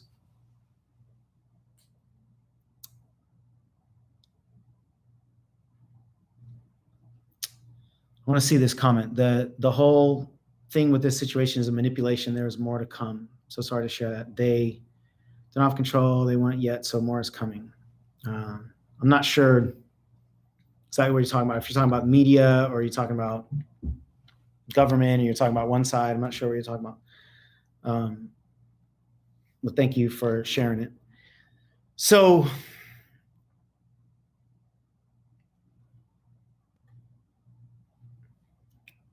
I think I covered most of the things that I wanted to. my intention is not to say that I know how to do all these things and I never get angry or I never get my ego involved, or that's not where I'm coming from, and hopefully it's not the way it's landing. And man, when we communicate clearly and cleanly and we don't have some of the emotional attachments, it's amazing what can happen. I've heard so many people say that their marriage was saved, or relationship was saved, or a business was saved. Or the other thing is, when we have cleaner communication, we actually have more access to ourselves. We have more access to our feelings, to our emotions, because we're not so tied up into the weapons and the defense and all this stuff, right? So hopefully there's been something that you can take and use. And, for those of you that are listening live and you apply one of these things later today or later on in your life, let me know. If you're listening to the replay, same thing. Let me know if there's anything that you grabbed that really worked, or if you have any disagreements, or you have something to add or whatever. What I find hope in, at least in, well, specifically, not at least, but specifically in this conversation around the racial tension, what I find hope in is that there's a level of conversation that I personally haven't experienced before. The amount of protesters that have been on the corner in my city, which is predominantly white, and the age of the protesters, they're young. I haven't seen that before. The high schoolers, the young kids, I haven't seen that before. And I'm not saying that, we've arrived and none of that, absolutely not. Because I don't believe that's true. I think there's a long way to changing systems. Speaking of systems, let me throw one more thing out, because I just had another thought.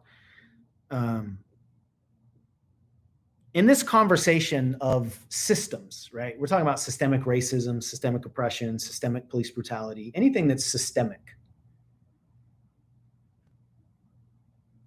If somebody is protected by the system, of course, they're going to argue on that side. And if somebody does not feel protected by the system, of course, they're going to want the system to change. So at the root of so much of this, especially the racial conversation and the police brutality conversation, if police have always protected you, you don't want anything to change, because you might think that your protection will be lost. If police have not protected you, then you want it to change. Period.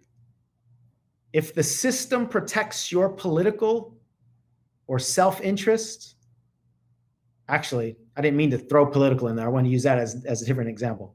If the system protects your self-interest, you're going to be pro-system. If a politician protects your self-interest, you're going to support that politician. And you're probably going to look the other way when that politician does something wrong, when that politician gets caught lying, because he or she protects your self-interest. It's just that simple. Like, one of the analogies I've been using a lot is, Pablo Escobar was a Colombian drug lord, and he was responsible of thousands and thousands and thousands of deaths. When he escaped prison, he just hid in the community, and the community protected him. Why? Because he protected them. My point here doesn't have anything to do with murder or drug lords or anything like that. I'm not making any analogies based on details. My point here is, people will forgive behavior of people who are protecting them. So if you've been protected by the police your whole life, it's easier to go, yeah, so they make some unjustified killings. But come on, it's not that bad.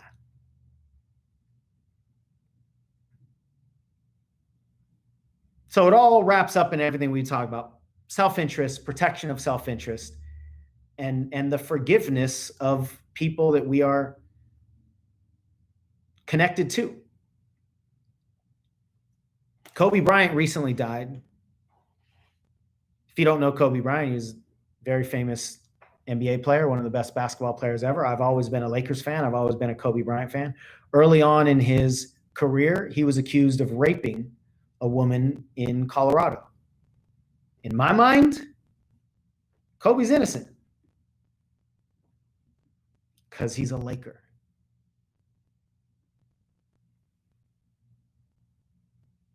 If he was on another team, my first biased, prejudiced response would have been, that dude's guilty. Because he wasn't on my team. I didn't see resonance in him. I didn't support him. My allegiance to him wasn't threatened if he was on somebody else's team. So we all have these biases. And if I don't want Kobe to be guilty, I'm going to find ways he's not, or I'm going to try to misdirect, or I'm going to say, but what about this? And what about this? And I might even not look at evidence because I have an agenda. I need to keep my protection. Regina says everybody should watch Waco. Yeah, I think one of the things that we're finding in the common conversation is hey guys, I'm not sure you and I are the actual enemy here, right? What's the media doing to us? What's the government's role in this?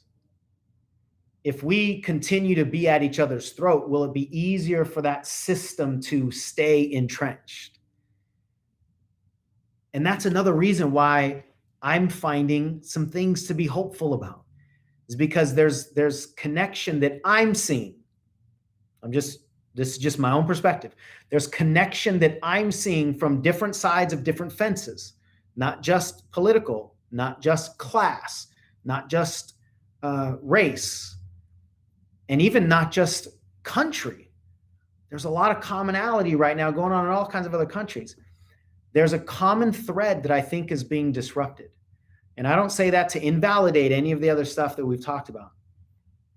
Just, I'm seeing something different. Maybe I'm seeing something different because I'm, out of my house, so to speak. I don't know.